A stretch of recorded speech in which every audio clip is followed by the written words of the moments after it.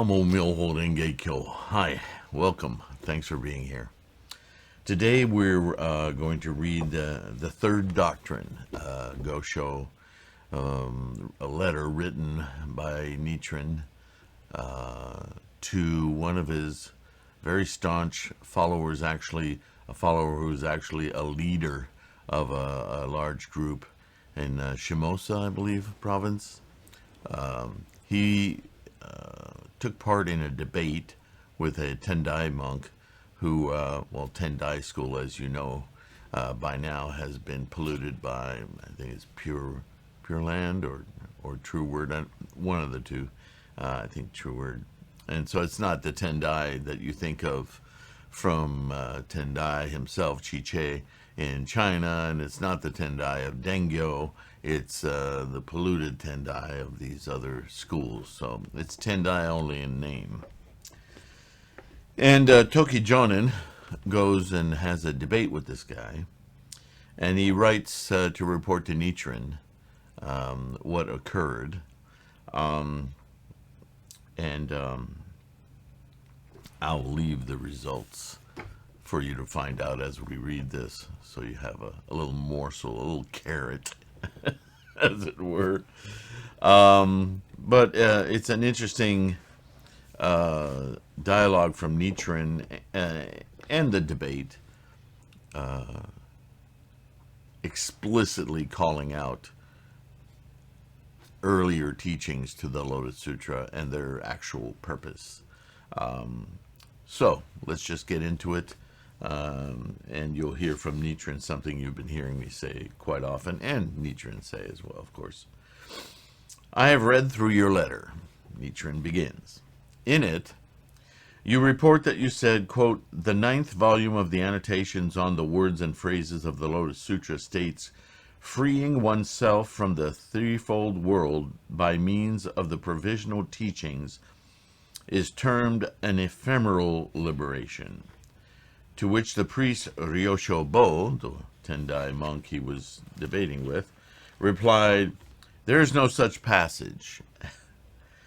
Yet, in the section that deals with the lifespan chapter of the Lotus Sutra, the 9th volume on the words and phrases does indeed say, quote, from the passage, there is no one who emerges from the ephemeral, so on and so forth, to the passage, the ephemeral teachings of the past were expounded for the sake of the truth. The meaning of the text is that freeing oneself from the world by means of the provisional teachings is termed an ephemeral liberation. In other words, it's a thoughtful liberation, but not an actual one. There are no people, he continues, of the three vehicles who have not freed themselves from the threefold world, and no beings of the human and heavenly realms who have failed to escape the three evil paths. Yet these are both termed ephemeral liberation. The 9th volume of the words and phrases of the Lotus Sutra reads, quote, there is no one who emerges from the ephemeral and yet fails to enter the true. Therefore we know that the ephemeral teachings of the past were expounded for the sake of the truth. Understand that when he says sake of the truth, he's reading literally from the sutras, and this is from a passage that's already, to give you context, established as the Lotus Sutra is the truth, right? Because Shakyamuni starts out by saying, for these 40 and more years, I have not yet expounded the truth. So here is the truth. That is the Lotus Sutra. So that's what's referred to here. The lifespan chapter states, this is the Lotus Sutra, good men, that thus come one observes how among living beings there are those who delight in inferior teachings, meager in virtue and heavy with defilement, so on and so forth. Because living beings have different natures, I preach different doctrines. See, I've pointed this out many times, right? We all have our unique paths. ... This, the Buddha's work. I have never for a moment neglected. Tendai and Miao Lo are commenting on this passage. In this passage of the sutra, all the teachings, from the Flower Garland Sutra, which was expounded immediately after the Buddha's enlightenment, and which combines both specific and perfect teachings, to the 14 chapters that comprise the theoretical teaching of the Lotus Sutra, are termed inferior teachings. Those who delight in them are called meager in virtue and heavy with defilement. And the liberation achieved through them is shown to be an ephemeral liberation. Thinking about something isn't actualizing something, so look at it that way. This being the case, concerning the Flower Garland School, which relies on the Flower Garland Sutra, the Dharma Characteristics School, which upholds the Profound Secrets Sutra, the Three Treatises School, which is based upon the Wisdom Sutras, the True Word School, which relies upon the Mahavajracana Sutra, the Pure Land School, which cherishes the Meditation Sutra, and the Zen School, which upholds the Lankavatara Sutra, as well as the other various schools which rely on their respective sutras. Even if their adherents read and recite the sutra their school relies on, just as that sutra teaches, they will neither free themselves from the threefold world, nor escape the three evil paths.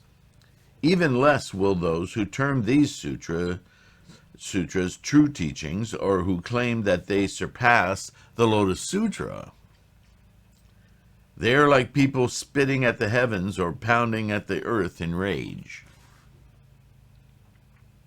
With respect to this doctrine, after the passing of the Thus Come One in India for more than 1,500 years, the Buddha's 24 successors, such as Nagarjuna and Vasubandhu, knew of it but did not reveal it. In China, for more than 1,000 years, others did not know of it. Only Tendai and Miao Lo gave a rough account of it. However, it seems that they did not explain its true significance. And the same was true of the great teacher Dengyo. Now, when I, Nichiren, consider the matter, and I find that in addition to the above passages of the Lotus Sutra, the Nirvana Sutra states, quote, "If there are those who possess differing ideas concerning the three treasures, then truly you should know that these people can no longer hope to take refuge in or rely upon the three pure treasures. They will never gain benefit from any of the precepts, and in the end, they will fail to obtain the fruits of the voice hearer, the cause awakened one, or the bodhisattva." This passage is clearly referring to the essential point of the lifespan chapter of the Lotus Sutra. It subsequently likens the lifespan chapter to a tree, and the pre-Lotus Sutra teachings and the theoretical teaching to its shade. This appears again in the Nirvana Sutra. It is saying that the benefits of the 5 periods and 8 teachings, of the teachings that are still in a certain dimension and that extend beyond, and of the Mahayana and Hinayana, are all like shade, while the doctrine of the essential teaching is like a tree. It is also saying that the benefits gained from the teachings expounded before the lifespan chapter, the lifespan of the Tathagata, right, where he reveals that he as a human attained Buddhahood, but that Buddhahood pre-existed him and time itself without beginning or end. Buddhahood, then, is a state of being, a state of mind. It is not something he invented or found or created. It's something he revealed within himself, that is, within all things, including you and I. That was the mic drop moment in the Lotus Sutra.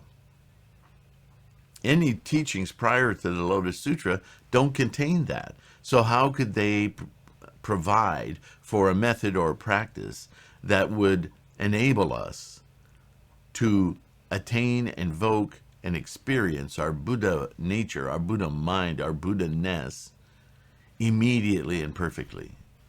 It simply isn't in any of the other teachings.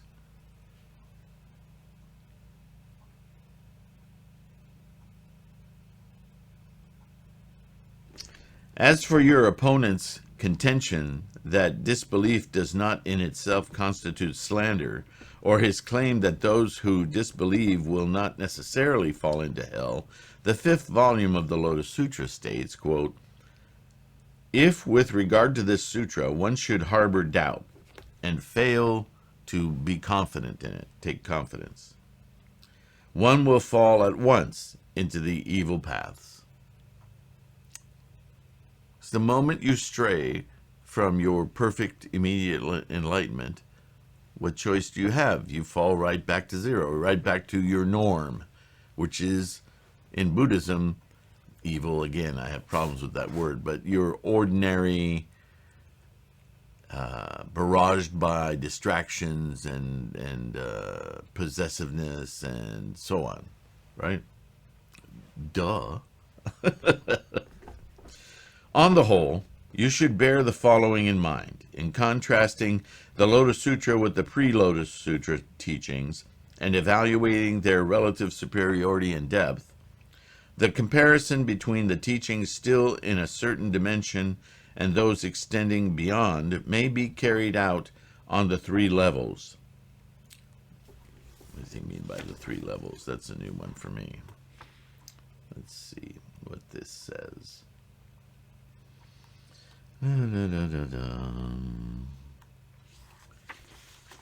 The first level of compassion defines the Lotus Sutra as being superior to the pre-Lotus Sutra teachings. The second defines the essential teachings of the Lotus Sutra as being superior to the theoretical teachings of the Lotus Sutra. And the third defines the Buddhism of the wonderful and difficult to understand law as being superior to the essential teachings. The third level corresponds to the Third Doctrine, which also means the law NaMuMyoHoRenGeKyo. So there you have it. That's what this whole Go Show is about. Nichiren's teachings represent the Third Doctrine. Though the first and second doctrines have been spoken of in the world rather vaguely, like a dream, the third has never been spoken of at all. Though Tendai, Miaolo, and Dengyo explained it to some extent, they did not clarify it fully. In the end, they left it for now, the latter day of the law. This is the time referred to as the 5th 500-year period, the time of Mappo, a time of great decline in the spread of the law. Because it just wasn't working for everyone. The previous practices before NaMuMyoHoRenGeKyo simply weren't enough to affect everyone's life condition. Some, certainly, but the smaller and smaller percentage were able to gain clarity and awareness of their Buddha nature through the earlier teachings. Because the earlier teachings were all meant to lead to the culminating teaching, the Lotus Sutra. And in the Lotus Sutra, there are theoretical and essential teachings. And in those essential teachings, the primary law, teaching, method, universal to anyone, is NaMuMyoHoRenGeKyo. Those are the 3 doctrines, right? The first, or what did he didn't call them doctrines. What did he call them? Yeah, the Third Doctrine. So the first being that the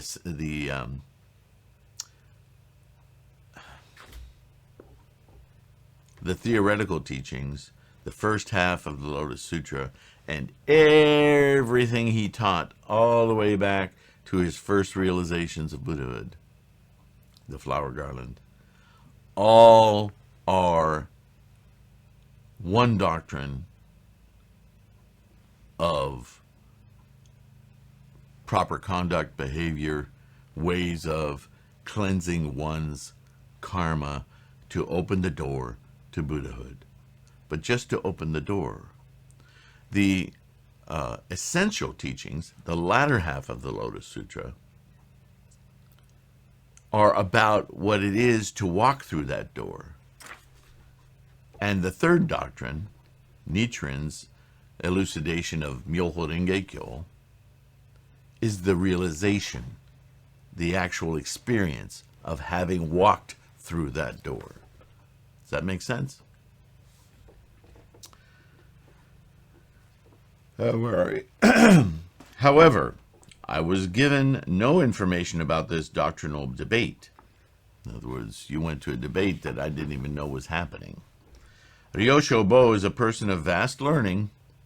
If he had remarked, quote, "I am sorry to have to say this, but I am already well aware of the existence of that passage," and had somehow managed to frustrate you, claiming that our side had been defeated, I wonder what could have done. I wonder what you could have done about it.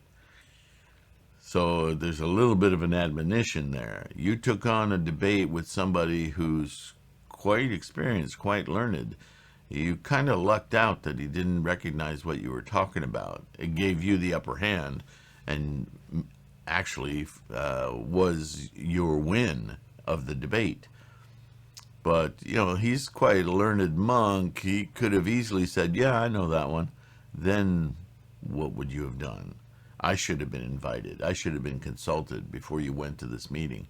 At least if I was consulted, I know Ryoshobo. I know that he might know these things, or I would anticipate his knowledge because he's learned, and I would have given you some good arguments to win over in the debate without risking you're losing the debate. And you have to understand, all of these debates happen publicly in Japan, whether they include Nichiren or not. And so the debates are extremely important. They're not just highfalutin affairs for the rulers of the country or the elite to go, my buddy over here, he won, so that's what we'll do now, and I'll issue an edict. And it may very well be that the situation is in the presence of an elite or an elite group, but the debates are always open to the general public. So what Nichiren is admonishing him for here is because he realizes the importance of the debate, not only to sway authoritarians, but the masses, because the masses, though they singularly don't have much power, as a group, they can affect a lot of influence, right? And so that's very important to Nichiren. He himself casts himself as a debater to the elite because he realizes that they need to change their minds in order for the nation to be to inculcate proper behavior and beliefs, right? But he's no less concerned with, we talk about Buddhism rising from the bottom up and the numbers, influencing the leaders. But in a very authoritarian society, it's the leaders that precipitate general knowledge. So he's working that end while his sanghas all over the country are working on the bottom of the pyramid, you see? So both are very important. Anyway, setting aside the fact that he and his fellow monks were ignorant of that passage of commentary, his having said that it does not exist in any of the 60 volumes is due to the reprimand of heaven. So in other words, remember we talked about protection earlier. Toki Jonin is an avid, very fervent practitioner of Nichiren's doctrine and the Lotus Sutra. And because he has fortified his life condition in that way, his opponent fumbled. He may go home and go, oh yeah, I know that passage. But in that moment, he couldn't think of it, so he said something stupid, and it lost him the debate. That is to the fortune of Toki Jonin, isn't it? So Nichiren is pointing out, yeah, you lucked out a little bit this time. The heavens, as it were, protected you. But don't take that for granted, right? His offense of slandering the correct teaching became apparent when he encountered an emissary of the Lotus Sutra. In other words, you, Toki Jonin. Moreover, this affair of the debate surely occurred for some reason.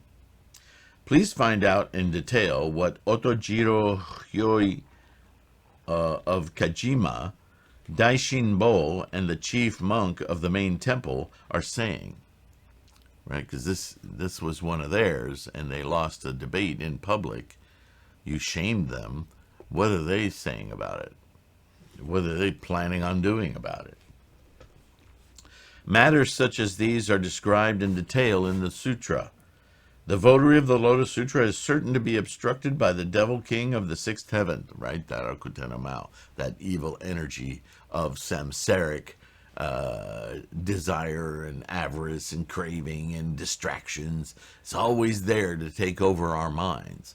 That's what the devil king of the sixth heaven is.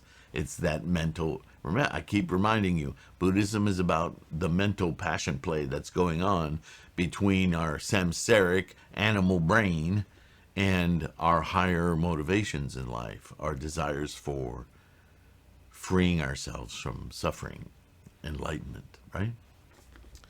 Among the 10 objects of meditation, this corresponds to the object of diabolic functions. It is the way of the devil to the delight in obstructing good and in causing the production of evil. In other words, anything that distracts us from our higher goal of being enlightened is a devil, a negative influence, an evil, right? Concerning those whom he cannot force to perform evil acts, he is helpless and is capable only of allowing them to create good. You just, as soon as you determine your mind toward your enlightenment, that devil of samsara, he's just like a babbling idiot watching you, oh, kind of in awe. It's an interesting visualization, isn't it? Those who carry out the practices of the two vehicles, he hates unreservedly. He urges them to perform a lesser good. Those who carry out the practices of the bodhisattva, he hinders by encouraging in the direction of the practice of the two vehicles. And lastly, if there is someone who practices the pure and perfect teaching exclusively, he will topple that person into the perfect teaching that is combined with the specific teaching. You may refer to the 8th volume of the Great Concentration and Insight. So he's demonstrating how, depending on your level of practice, how this influence can impact you. Right? Depending on where you are, what it'll do is basically trip you up to lesser teachings. And he just gives them some sort of an order. But the point is, right, that if you allow yourself to be distracted by earthly, samsaric desire, cravings, distractions, then you will lose your impetus, your knowledge, your direct path to Buddhahood. You say that Ryoshobo further claimed that a practitioner of concentration and insight should keep the precepts. However, the 9th volume of Words and Phrases restrains practitioners of the 1st, 2nd, and 3rd of the 5 stages of practice from upholding the precepts. See, these monks, they just want to hold on to these rituals because it gives them power. But in the sutras themselves, that's cast away as earlier Hinayana practices. They're no longer effective.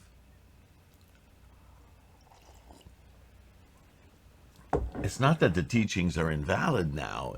They are invalid in that they no longer are effective. Those were practices that were adequate to those times, but no longer adequate, right? This is also clear from the text of the sutra itself. The discrepancy in Great Concentration and Insight is explained by Miao Lo in the form of question and answers. See Volume 9 of On the Words and Phrases. There are 2 kinds of practitioners at the initial stage of rejoicing. Practitioners of keen faculties may keep the precepts, while those of dull faculties are restrained from doing so. Moreover, there are differences among the former, middle, and latter days of the law, and differences between the practices of shoju and shakubuku. We've talked about those before. You should also take into account the great teacher Dengyo's remarks about a tiger in the marketplace. From now on, you need not hold debates in Shimosa. Having defeated the monk Ryoshobo and Shinenbo, Were you to debate with others, it would only dilute the effect, right? You've won. Rest on that. Don't risk slipping in reputation because now your ego demands that you debate everyone. No, you've debated the main players. So now keep quiet or go elsewhere. I hear that these priests have been slandering me for some years now. These mosquitoes and gadflies, as it were, are such fools that they groundlessly revile Nichiren, who is like the Lion King, and when they have neither listened to nor seen him. For persons of the Tendai Lotus school to chant NaMuMyoHoRenGeKyo themselves and yet give their approval when others repeat the Nembutsu would be strange enough. Yet not only do they fail to remonstrate with them, but they criticize one who does confront the Nembutsu school, which is strange indeed. As for Daishinbo, as I wrote you before, please strongly admonish him by letter. It would appear that he has been brought back to our resolute mind and conviction by the 10 demon daughters. It would also seem that a messenger from the Devil King has possessed him, but now has parted company with him. It cannot possibly be a lie when the sutra states that, quote, evil demons will take possession of others. There is much that I would like to say, but the messenger is in a hurry, so I'm writing this at night. With my deep respect, Nichiren. So evidently this other gentleman, see if I say anything about it here. I don't see anything about it. But it would seem that this other gentleman, Daishinbo, has been a practitioner of Nichiren's, but has done, as Nichiren is saying earlier, slipped back to Amida Buddha, the Nembutsu, and is trying to walk a friendly line between the two, which means he's not practicing Myoho-Renge-Kyo correctly. He's only mouthing it, but he doesn't have it in his heart. He isn't resolved to perfect immediate enlightenment through NaMuMyoHoRenGeKyo. Rather, he's playing around with it and trying to navigate and be a friend to everyone. That's not good. That is, as he said earlier, Dairaku Tenno Mao taking over his mind. So he needs to be admonished. And obviously, Toki Jonin, especially after this debate, Nichiren is telling him to be cautious, but he's also rewarding him for being a very astute student. So, that's an interesting Gosho. We're done with that one. And our next one will be This Is What I Heard, which is what prefaces every single sutra. So I'm curious to see what that's about. We'll find out together. And until then, please take care of your health. Thank you again. You know how grateful I am for your participation in this.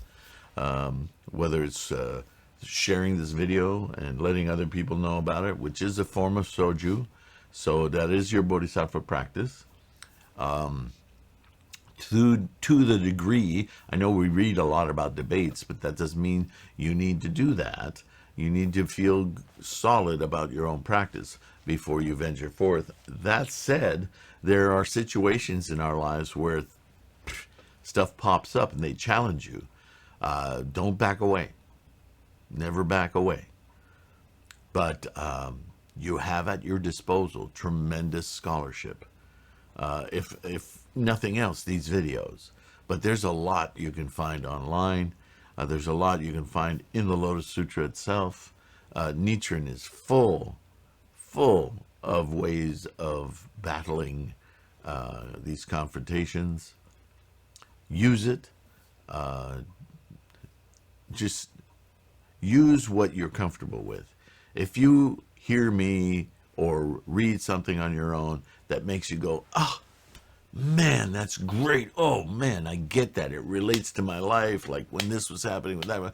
Oh, man, I get it. Hang on to that. Write your own words about it. Set it under your Butsudan and chant about it. Because those are your insights. And so those are the best teaching tools. when somebody confronts you for some reason, whether it's Buddhism or anything that they confront you about, go back to that thing that elucidated you. It may not even sound like it makes sense in the confrontation, but believe me, it will. Because that's your insight. Something you deeply, cellularly know. You don't have to, am I quoting this right? Am I, it's yours. How can it not be right?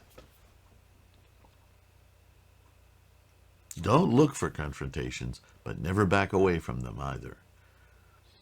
Oh, with one caveat. Some people just like to injure others. And you need to be able to recognize that when somebody's coming at you in certain ways and spitting ugliness at you, you need to remain, as I say all the time, remain dignified. Hold on to your dignity.